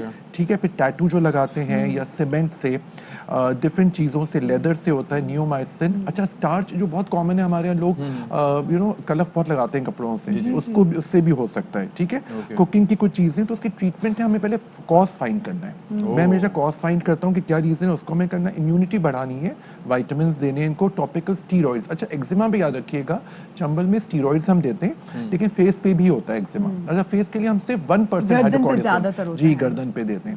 لیکن ہمیں پہلے ڈفرینشیٹ کرنا ہے ایز اے ڈاکٹر کہ وہ سورائسس ہے یا ایگزیما ہے. یاد رکھیے گا سورائسس کے اندر چھلکے نکلتے ہیں, سفید چھلکے نکلتے ہیں, کیونکہ وہ سیلز کی جو پروڈکشن ہے جی ہاں وہ پرولیفریٹ زیادہ کرتا ہے اور ایگزیجریٹڈ ہوتا ہے. ٹھیک ہے, سورائسس کا بہت اچھا ٹریٹمنٹ اس طرح سے ہے کہ ہم اس کو کنٹرول کر لیتے ہیں. ٹھیک ہے, آئی ول ناٹ یوز جی آٹو امیون ہے, ہیریڈیٹری ہے. ٹھیک ہے, ساتھ ساتھ اسٹیرائڈز اور اینٹی الرجکس ہم دیکھتے ہیں. سورائسس پہ بھی آ جاتے ہیں. سورائسس بالکل ڈفرینٹ چیز ہے. اکثر لوگ ان دونوں کو مکس کر لیتے ہیں اور سمجھتے ہیں کہ مکس اس لیے کہتے ہیں دونوں کی شکلیں ایک جیسی ہیں. یہ بس یہ خیال رکھیے گا جی, اگر سر میں ہو تو اس کو خشکی سے بھی جی ڈینڈرف, اور ڈینڈرف الگ چیز ہے. ڈینڈرف از فنگل انفیکشن, پیٹراسس کیپیٹس. ٹھیک ہے, اچھا سورائسس کو یاد رکھیے گا آپ کے بڑے بڑے پیچز ہوں گے پہ چھلکے نکل رہے ہوں گے وائٹ نا اس طرح سے. اچھا ٹریٹمنٹ آف سورائسس کا ایمولینٹ, اس کے اندر ہمیں اس کو ڈرائی پیچز ہوں گے اس کو ہمیں بہت زیادہ موئسٹ رکھنا ہوگا. ٹھیک ہے, ٹار ہم اس کے یوز کراتے ہیں جی, ٹار شیمپوز ہوتے ہیں تو وہ آپ کو یوز کرنا ہے. ڈفرینٹ ہیں اس کے ٹریٹمنٹس آ رہے ہیں. اور اس کے اندر سب سے امپورٹنٹ چیز آپ یاد رکھیے گا, سورائسس کے اندر میں ایک بہت, جیسے آپ لوگوں کو بتایا میں بہت سے مخفف بناتا ہوں, تو ایس ایم ایس سے دور رہنا ہے. ایس ایم ایس, ایس کا مطلب ہے S for sunlight, M سے میڈیسن. جیسے بڑے آرام سے بروفن یا اس ٹائپ کی چیزیں ہم کھا رہے ہوتے ہیں, وہ ان پیشنٹس کو بالکل نہیں کھانا. کوئی میڈیسن نہیں ہے, اورل میڈیسنز ہیں, لیکن ہاں اب جو جیسے بلا سر میں درد ہوا ایک دم سے لوگوں نے اینٹی بایوٹک اسٹارٹ کر دی. ٹھیک ہے, سلفر اینٹی بایوٹکس ہے یا NSAIDs ہوتے ہیں, تو آپ کو بہت خیال سے کھانا چاہیے سورائسس کے پیشنٹ کو خاص طور پہ. جیسے ہمارے بڑے آرام سے آپ کو ہوتا ہے فارمیسی میں چلے جائیں فوراً آپ کو اینٹی بایوٹک پرسکرائب کر دے گا وہ وداؤٹ نوئنگ یور ہسٹری. تو سورائسس کے پیشنٹ کو سوائے پیراسیٹامول کے اگر اس کو بخار ہو تو اس کے علاوہ کوئی بھی دوائی یوز نہ کریں جب تک ڈاکٹر نہ بولے. کیا تھا اور آخری میں سب سے امپورٹنٹ اسٹریس سے دور رہنا ہے. ایس سے سن لائٹ, میڈیسن اور اسٹریس, یہ چیزیں آپ کی کنٹرول میں ہو گئی تو سورائسس کا بہت اچھا کنٹرول ہے. آپ بالکل صحیح کہہ رہے ہیں کہ وہ ختم نہیں ہو سکتا, لیکن اس کو بہت اچھا, یہ ایک سرکش گھوڑا ہے جسے ہم کنٹرول میں رکھ سکتے ہیں. ڈاکٹر کاشف یہ بتائیے گا, ہم بہت سارے مرد حضرات کو موسٹلی ہم سورائسس سے جب بات بھی کر رہے ہوتے ہیں تو خواتین سے زیادہ مرد حضرات میں دیکھیں تو وہ بیچارے, کیونکہ مے بی شاید خواتین پھر تھوڑے شیمپو بھی کرتی ہیں, کنڈیشننگ بھی کرتی ہیں, مرد حضرات شاید اتنا خیال نہیں کر سکتے. اور زیادہ تر میں نے دیکھا کہ سر سے آپ کرتے ہیں, میں عمومی طور پر مردوں کی بات کر رہی ہوں. ٹھیک ہے, سو اس کے لیے پھر کیا شیمپو چینج کرنا چاہیے, کیا چیزیں چینج کرنی چاہیے؟ بڑے لوگ ٹوٹکے استعمال بھی کرتے ہیں کہ کڑی پتہ بھی پانی میں ڈال دیا, مجھ سے ڈرائنس زیادہ ہو جاتی ہے. وہی نا, دیکھیے ہمیں سب سے پہلے تو اس کو ڈرائنس کو تو اس کو ایمولینٹس دینا ہے ہمیں. ٹھیک ہے, اور ٹار شیمپوز اویلیبل ہیں مارکیٹ میں, وہ کرنا ہے. سب سے پہلے تو ہمیں اس کا کاز فائنڈ کرنا ہے کس وجہ سے ہو رہا ہے. یوزلی جیسے بچوں میں بھی ہوتا ہے, کسی ایج میں بھی ہوتا ہے, اسپیشلی اسکیلپ سورائسس جس کی ہم بات کر رہے تھے بریک میں, وہ بڑا مشکل ہوتا ہے ٹریٹ کرنا, لیکن اس کے بڑے اچھے ریزلٹس ہیں. ٹھیک ہے, اس کے اندر آپ کو یہ ہوتا ہے صحیح شیمپوز یوز کرنا ہے. اچھا, اور تھوڑا سا نا جس کو بھی ہے اس کو ایک اپنے آپ کو بنا لینا ہے کہ اس کو ریلیکسڈ رہنا ہے. آج کل دیکھیں میں لیکن obviously this is quite difficult because آپ یہ دیکھیں کہ اگر سوریاسس کی بات کریں یا پھر آپ اس کی بات کریں ایگزیما کی, تو ایک اسپاٹ سے شروع ہوگا پھر وہ بڑھتا چلا جاتا ہے اور obviously آپ دیکھتے ہیں پورے جسم پہ چلا جاتا ہے, تو یہ پھر بڑا کنسرننگ ہوتا ہے. بالکل آپ صحیح کہیں, لیکن اب ایک بہت زبردست انجیکشنز آئے ہیں جو کہ سورائسس کو کافی حد تک کنٹرول کر لیتے ہیں. اور کتنے عرصے کے لیے کرتے ہیں وہ؟ اٹس فار ہر سال میں آپ کو وہ آف اینڈ آن دکھاتے ہیں. اس میں ہوتا ہے کہ جیسے ہمارا کوئی پیشنٹ سورائسس کا تو وہ رہتا ہے, آتا جاتا ہے, اس کو ہم کافی کنٹرول تھیراپیز بتا دیتے ہیں. یہ بھی ہوتا ہے کہ 2 سال تک اس کو کوئی ایسا ریئیکشن نہیں ہوتا, لیکن وہ افورڈیبل ہیں عام لوگوں کے لیے, تھوڑے سے مہنگے ہیں, لیکن میرے پاس آئیں گے میرے پرسکرپشن میں آپ کو بہت ڈسکاؤنٹ مل جائے گا. اچھا یہ بتائیے گا, ہم ذرا ایگزیما پہ چلے جاتے ہیں. بچے ہم نے دیکھا کہ بچے بہت چھوٹے ہوتے ہیں تب سے وہ ایگزیما کے ساتھ پیدا ہوتے ہیں, تو وہ کیا بڑے ہو کے آگے جا کے کہیں ان کے یہ ایگزیما جا سکتا ہے؟ کیونکہ بچے زیادہ بیچارے کھجاتے بھی رہتے ہیں, ہر وقت زیادہ کھجانے, ریشز پڑ جاتے ہیں, بچوں کے بڑا تکلیف سے ہو جاتا ہے. دیکھیے ایگزیما وہ اس کو کہتے ہیں ایٹوپک ڈرمیٹائٹس, ٹھیک ہے, بچوں میں ہوتا ہے. اس میں آپ نے دیکھا ہوگا بچوں کے ریڈ چیک ہو جاتے ہیں, کھجا رہے ہوتے ہیں بچے, اور وہ باڈی میں بھی ریشز رہتے ہیں. اس کے سب سے پہلے تو میں اسٹول ڈی آر کراتا ہوں, آپ کو یاد ہوگا کہ یہ بہت امپورٹنٹ ہے تاکہ بچوں میں ورمس کا انفیسٹیشن بہت ہے, تو اس کو ہمیں کلیئر کرنا ہوتا ہے. دوسرا یہ کہ ہمیں ان کو ایمولینٹس دینے. اچھا, اکثر ہم میں ہسٹری پوچھتے ہیں کہ پیرنٹس زیادہ تر کزنس پیرنٹ میرج ہوتی ہیں, وہاں پہ اس ٹائپ کی چیزیں ہو سکتی ہیں زیادہ. اگر فیملی میں کسی کو ایسما ہے, سانس کا پرابلم ہے, الرجیز ہے, IgE بلڈ ٹیسٹ آتا ہے, وہ بہت ہیلپ کرتا ہے. لیکن جیسے بچے 5 سے 10 سال کے ہوتے ہیں تو ہلکا کے ٹھیک ہو رہا ہوتا ہے. اس کے اندر وائٹامنس کا بڑا رول ہے. آپ کے وائٹامنس, ہائیجین کا بہت بڑا رول ہے. اسپیشل خیال رکھنا چاہیے ان بچوں کو. آپ کو بالکل کوئی سلک کی چیزیں نہیں پہنائیں, ان کو صرف کاٹن ٹاولز الگ ہوں. بالکل آپ صحیح کہہ رہی ہیں. ان کی جو وہ ہوں بیڈ شیٹس ہوں وہ بھی اسٹارچ والی نہ ہو, جس میں کلف ہمارے یہاں بہت یوز ہوتا ہے نا, تو بچوں کو بالکل نہیں کرنا چاہیے. اچھا, سوریاسس تو چلیں یہ ایک ڈس آرڈر ہے جو کہ امیون سسٹم سے آپ کے ریلیٹڈ ہے, ٹھیک ہے, لیکن یہ جو ایگزیما ہے یہ کیا انفیکشس ہے ایک سے دوسرے شخص میں؟ جی یار بہت اچھا سوال ہے. ایکزیما آپ کو بالکل نہیں لگ سکتا ہے, نہ ہی سورائسس لگ سکتا ہے.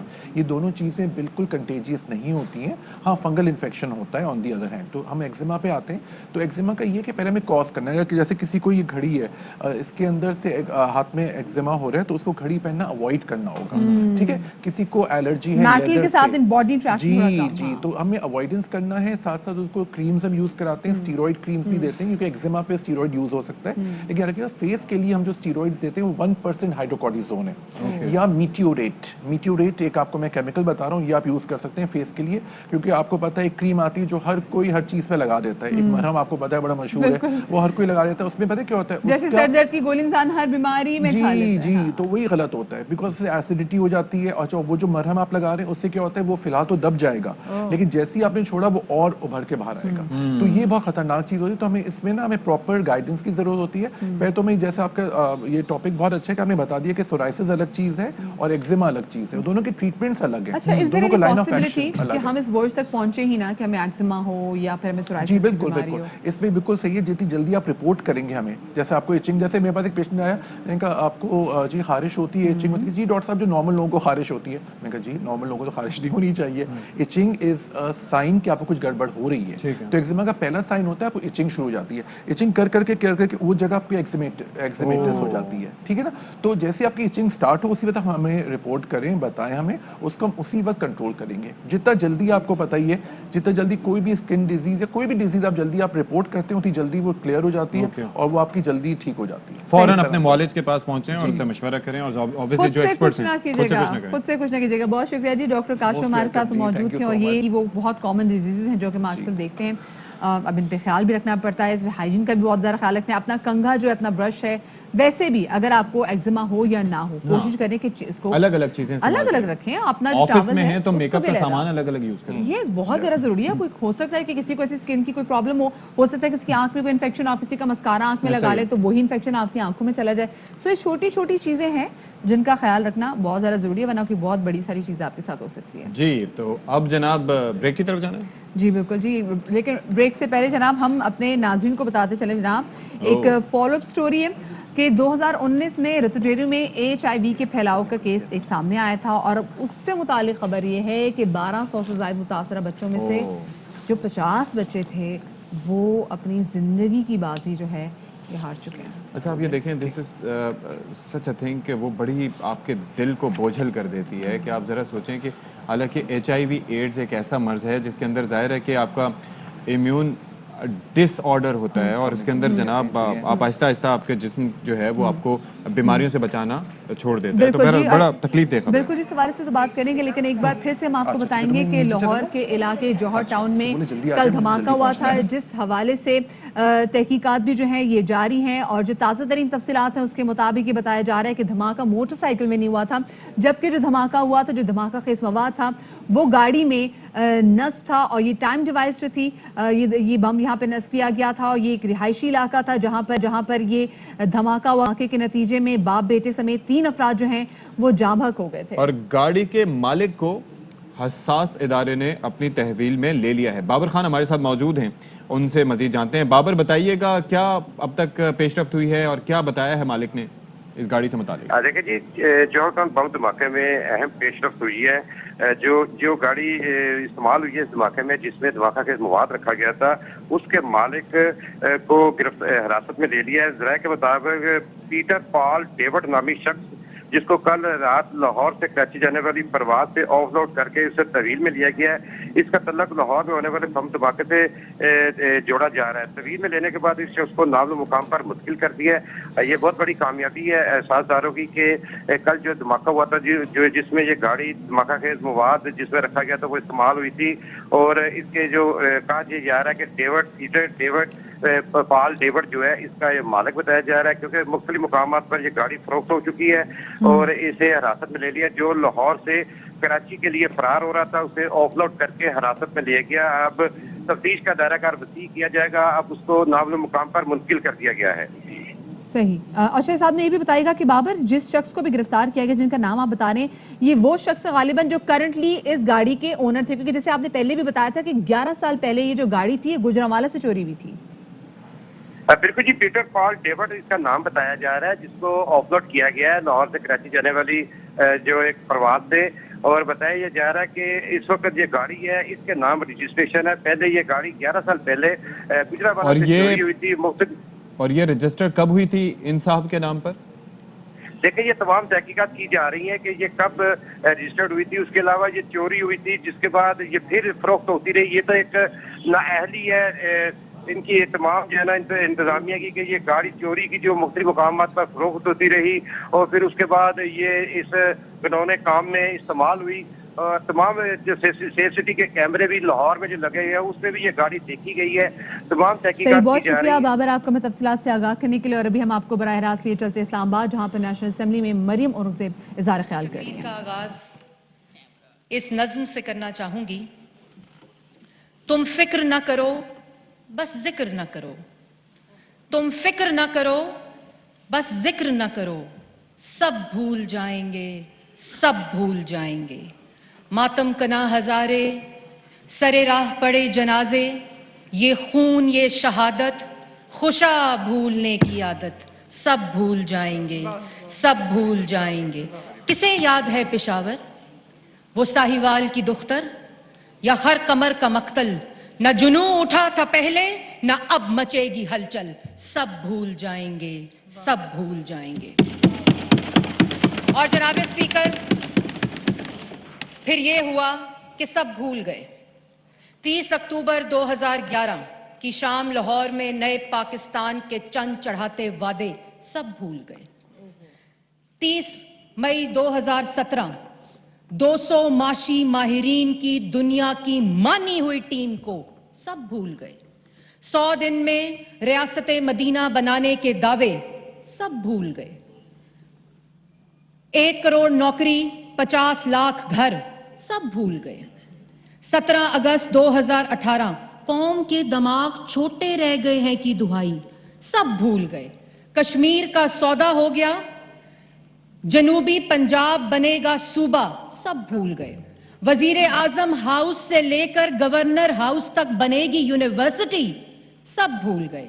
زینب الرٹ بل، انڈائریکٹ ٹیکس نہیں لگاؤں گا، 350 ڈیم بناؤں گا جس سے پورے پاکستان کو بجلی ملے گی سب بھول گئے. جناب اسپیکر مر جاؤں گا لٹ جاؤں گا فنا ہو جاؤں گا خودکشی کر لوں گا IMF نہیں جاؤں گا سب بھول گئے. جناب اسپیکر لیکن ہم بھولنے نہیں دیں گے، ہم بھولنے نہیں دیں گے کیونکہ یہ تسلسل ہے، کیونکہ یہ تسلسل ہے 2014 میں منتخب وزیر اعظم کے خلاف دھرنے کا. یہ تسلسل ہے 2017 میں 3 دفعہ کے منتخب وزیر اعظم کو اس قانون پہ نااہل کرو جو 2021 میں پاس ہوتا ہے 10 جون 2021 کو. یہ تسلسل ہے چیف جسٹس آف پاکستان کے دفتر کو استعمال کر کے نواز شریف کو اس کی پارٹی کی صدارت سے ہٹاؤ. یہ تسلسل ہے چیف جسٹس آف پاکستان کے دفتر کو ثاقب نثار صاحب کے دفتر کو استعمال کر کے ایک پارٹی کو 2018 میں RTS کو بٹھا کر نالائق نااہل جھوٹے ٹولے کو مسلط کرو. یہ تسلسل ہے 2018 سے لے کر 2019 میں تمام اپوزیشن بینچز کو سزائے موت کی چکیوں میں ڈالو، میڈیا ہاؤسز کو بند کرو، میڈیا ورکرز کے چولہے بند کرو، پارلیمان کو تالا لگاؤ.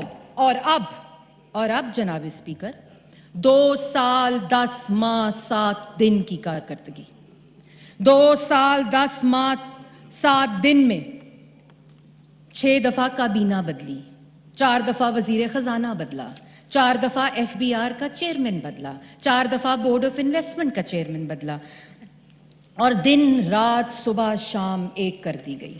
لیکن 2 سال 10 ماہ 7 دن میں 16% مہنگائی، 50 لاکھ لوگ بے روزگار، 2 کروڑ لاکھ غربت کی لکیر سے نیچے. جناب اسپیکر 13,000 کا تاریخی قرضہ، ان امپلائمنٹ ریٹ 15% پہ ملک کی تاریخ کی بلند ترین سطح پر، بجلی اور گیس کے بلوں میں 60 سے 100% اضافہ، آٹے کی قیمت میں 150% اضافہ، بچوں کے دودھ کی قیمت میں 31% اضافہ، دوائیوں کی قیمت میں 500% اضافہ، چینی 2018 میں 52 روپے کی اور چینی کمیشن کی انکوائری کے درمیان ہم سب نے چینی 120 روپے کلو خریدی جناب اسپیکر. پاکستان کی عوام نے 2 ماہ 10 مہینے اور 7 دنوں میں ٹماٹر اور ادرک 700 روپے کلو خریدے جناب اسپیکر. ہم بھولنے نہیں دیں گے، ہم بھولنے نہیں دیں گے اخبارات اور چینل پر حملہ، ہم بھولنے نہیں دیں گے صحافیوں پر حملہ، ہم بھولنے نہیں دیں گے سول سوسائٹی کا گلا گھونٹا گیا، اس پارلیمان کا گلا گھونٹا گیا، اپوزیشن کا گلا گھونٹا گیا جناب اسپیکر. آج ہر پاکستانی 1.25 لاکھ روپے کا مقروض ہے جناب اسپیکر. اور جناب اسپیکر، جب یہ بجٹ آیا تو میں نے سوچا کہ اس بجٹ میں ایک نئے کاریگر کو لایا جا رہا ہے، کوئی نئی فنکاری ہوگی، کوئی نئی چمتکاری ہوگی، کیونکہ بڑا نام مارکیٹ میں دستیاب وزیر کاریگر کو لایا گیا. اور جب ہم نے یہ سوچا تھا کہ اس دفعہ اس بجٹ کے اوپر مثبت تقاریر کر کے پاکستان کی عوام کے سامنے وہ تمام چمتکاریاں اور فنکاریوں کو لایا جائے، لیکن جناب اسپیکر 16 جون کی بجٹ کی کتابوں کی مار کھا کر، گالیاں کھا کر میں اس نتیجے پہ پہنچی ہوں کہ ان لوگوں سے پاکستان کی عوام کو کوئی امید نہیں ہے. اور جناب اسپیکر، مجھے پتا چلا کہ کیوں انہوں نے ہمیں بجٹ کی کتابیں ماری، کیوں انہوں نے ہمیں ایوان میں گالیاں دیں. کیونکہ ہماری چیخوں میں ان خواتین، بچیوں، بزرگوں کی چیخیں دب جائیں جو اپنے انگوٹھوں پر ان منٹ سیاہی لگا کر رمضان میں قطاروں میں کھڑے ہو کر 20 روپے کلو، 1 کلو چینی کے اوپر 20 روپے بچانے کے لیے گھنٹوں قطاروں میں کھڑی ہوتی ہیں. ان کی چیخیں دب جائیں جو بے روزگار ہیں، جو غریب ہیں. اور جناب اسپیکر، کمال کی کارکردگی، 2 سال 10 ماہ 7 دن، کمال کی کارکردگی ہے. یہ کسی انسان کے بس کی بات نہیں کہ اتنی تیزی سے اتنا زیادہ بیڑا غرق کیا جائے. تو میں چاہتی ہوں کہ ایوان جسے نہ تو قانون سازی کا اختیار ہے، وہ اس بات پر غور کرے کہ یہ کیا غیر موئی طاقتیں ہیں، یہ کیا مافوق الفطر قوتیں ہیں جس کے ذریعے عمران صاحب نے اتنی تیزی سے اتنا زیادہ بیڑا غرق کیا ہے. تو جناب اسپیکر، اس طرف بیٹھے ممبران اور اس اطراف بیٹھے ممبران اس بات پر غور کریں، ڈھونڈیں اس مستقل وزیر، مشیر اور معاون خصوصی کو جس کی ذریعے عمران صاحب نے نواز شریف کے ترقی کرتے 5.8% کی ترقی کو پہلے سال 1.9% اور پھر منفی 0.4% پہ کیا، جو 1952 کے بعد ملک کی تاریخ کی کم ترین سطح ہے. تو جناب اسپیکر، 16 جون کو بجٹ کی کاپیاں کھانے کے بعد، گالیاں کھانے کے بعد، اور جہاں اس ایوان میں تقریر کرو تو وزیر بنفس و نفیس ٹھکائی کرتے ہیں، یہ بجٹ کی کتابیں سر پہ پڑھنے کے بعد میں نے اس بجٹ کو ایک نئے نظر سے دیکھا، اور وہ میں آج ایوان میں بتانا چاہتی ہوں. اور مجھے اس بات کا یقین ہو گیا کہ یہ نہ تو فلاپ فلموں کی طرح روز اتر جانے والی کابینہ کا کمال ہے، نہ یہ 4 دفعہ وزیر خزانہ جو بدلے گئے یہ اس کا کمال ہے. یہ کسی مشیر، کسی وزیر کا کمال ہو ہی نہیں سکتا، کیونکہ کوئی شعبہ ایسا نہیں ہے جس کا خون چوسا نہ گیا ہو. یہ خون چوس بجٹ ہے. کوئی شعبہ ایسا نہیں جس کی لاغر ہڈیوں کو نچوڑا نہ گیا ہو. یہ ہڈی توڑ بجٹ ہے. اور جناب اسپیکر، یہ کتابیں کھانے کے بعد مجھے پتا چلا ہے یہ زکوٹا جن بجٹ ہے.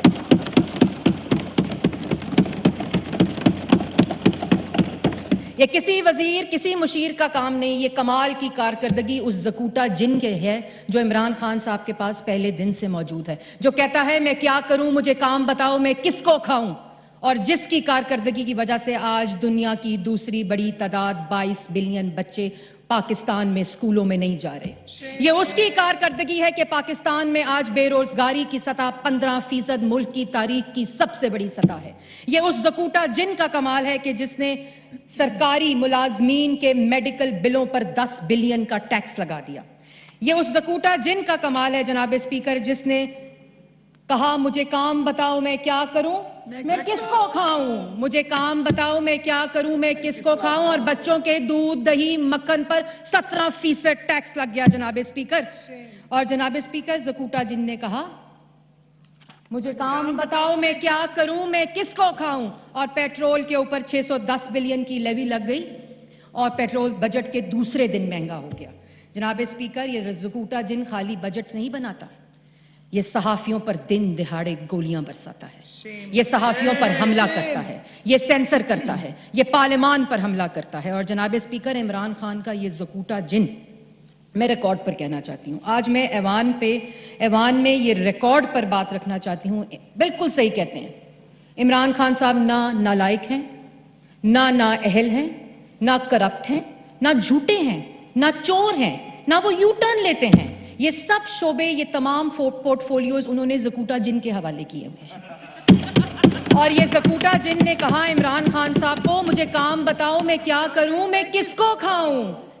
450 अरब की चीनी खा गया, 122 अरब की LNG खा गया, 250 अरब का आटा खा गया, 1200 अरब की वैक्सीन खा गया, 23 फॉरेन फंडिंग अकाउंट से ज़कात के पैसे खा गया जनाब स्पीकर। लेकिन इमरान खान करप्ट नहीं जनाब स्पीकर, झूठा नहीं, नालायक नहीं, ना अहल नहीं। ये सब ज़कूटा जिन का कमाल है जनाब स्पीकर। और अभी रिंग रोड के 6 अरब खाने थे। इमरान साहब ने कहा अभी नवाज शरीफ और शहबाज शरीफ के बनाए हुए बहुत से मंसूबे बाकी हैं, हाथ हौला रखें जरा। और जनाब स्पीकर, इमरान खान साहब के पास जहां ज़कूटा जिन है जिसने तमाम महकमात का बेड़ा गर्क कर दिया है, उसी तरह एक और जिन है जिसने निज़ाम को मफलूज करके रख दिया है, और उस जिन का नाम है अना का जिन। आज 2 साल 10 माह 7 दिन में ये वो अना है जो इमरान साहब को और पाकिस्तान के निज़ाम को मफलूज करके रख दिया है। इमरान खान साहब ने कहा था, मैं चेहरे नहीं बदलता, मैं निज़ाम बदलूंगा। निज़ाम की ईंट से ईंट बजा दी है। आज 2 साल 10 माह 7 दिन गुजर जाने के बाद national commission for women, status of women chairman नहीं लग सका। National commission for human rights chairman नहीं लग सका। National commission for child rights chairman नहीं लग सका। इलेक्शन कमीशन 2 साल अधूरा रहा। पाकिस्तान ब्यूरो ऑफ स्टैटिस्टिक्स का चेयरमैन नहीं लग सका। और ये कौन सी कमी है, ये कौन सी नालायकी है? ये कोई कमी और नालायकी नहीं, ये इमरान साहब की अना है। ये वो अना का जिन है जो शहबाज शरीफ के साथ मुशावरत नहीं करने देता ताकि इन कमीशंस के ऊपर चेयरमैन लगाया जा सके। जनाब स्पीकर, मेरी खत्म होने वाली है जी तकरीर, मुझे पता है कि मेरा टाइम एलोकेटेड कितना है। और जनाब स्पीकर, मैं एक और बात कहना चाहती हूं कि जैसे मैंने पहले कहा कि एक निज़ाम को चलने नहीं देता, वो अना का जिन है। और जिसने निज़ाम को मफलूज करके रख दिया है, जो किसी महकमे को चलने नहीं देता, वो ज़कूटा जिन है। अना का जिन निज़ाम नहीं चलने देता और ज़कूटा जिन बचे कुचे निज़ाम की हड्डियां चबा रहा है जनाब स्पीकर। और जनाब स्पीकर, बड़े दावे लगाए गए, बड़ी बातें की गई। कहां गया वो गंदा नाला, कहां गया वो साफ पानी, कहां गया वो आशियाना, किधर गई वो मुल्तान मेट्रो की करप्शन, किधर गई वो डिफिट के पैसों की करप्शन। और हमें अरशद मलिक की वीडियो भी याद है जनाब स्पीकर, हम भूलने नहीं देंगे। और आज ऑपोजिशन के तमाम बेंचेस पे जो लोग फ्रंट बेंचेस पे बैठे हैं, ये है नवाज शरीफ के सिपाही। इन्होंने एहतसाब की बदबूदार सियासी इंतकाम से की छन्नी से गुजरकर आज शहबाज शरीफ पर जो केस FIA ने डाला है, वो नैब की नाकामी का सबूत है, वो नैब न्याजी की नाकामी का सबूत है। और आज जो केस FIA ने बुलाया है शहबाज शरीफ और हमजा शहबाज को, वो 4 दफा केस इंक्वायर और इन्वेस्टिगेट हो चुका है। आज भी नैब अदालत के अंदर रेफरेंसेस उसके मौजूद हैं।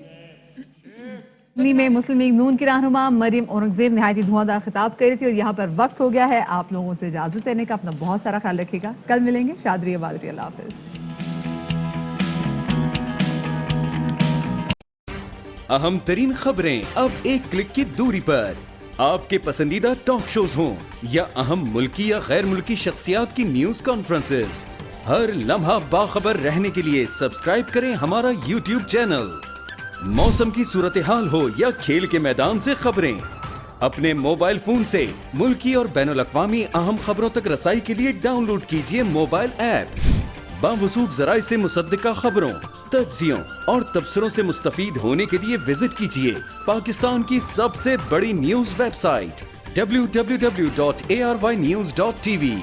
इन सब के अलावा पाकिस्तान का सबसे बड़ा फेसबुक पेज हो, सबसे बड़ा न्यूज इंस्टाग्राम अकाउंट या फिर ट्विटर, ARY न्यूज पहुंचा रहा है खबरें सबसे पहले आप तक, ताकि आप रहें हर लम्हा बाखबर।